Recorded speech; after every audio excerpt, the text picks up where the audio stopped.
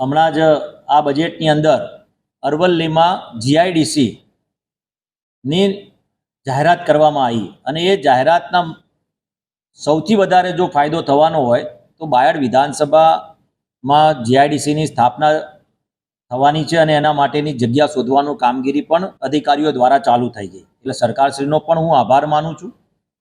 અને આ ફાયદો મારો નહીં પરંતુ અરવલ્લી જિલ્લાના આજુબાજુના વિસ્તારના તમામ બેરોજગાર યુવાનોને એનાથી ફાયદો થશે અને ત્યાંના આજુબાજુના લોકોને એક કહેવાય આજીવિકા ઊભી થશે એ પ્રકારની જીઆઈડીસીની રચના થવા જઈ રહી છે.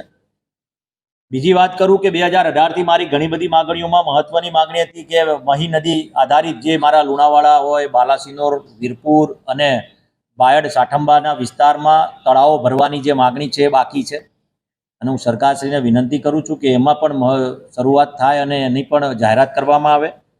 સાથે જ માલપુર તાલુકાના વિદ્યાર્થીઓને ભણવા જવા માટે 20થી 22 કિલોમીટર દૂર સુધી જવું પડે છે. ત્યાં આર્ટ્સ કોમર્સ કોલેજ એટલે હાયર એજ્યુકેશન માટેની કોઈ સંસ્થા નથી. એવી જ રીતે બાયડની અંદર એક પણ કહેવાય કે આર્ટ્સ કોલેજ છે પરંતુ કોમર્સ અને સાયન્સ કોલેજ નથી ને વિદ્યાર્થીઓને મોડાસા સુધી જવું પડે છે.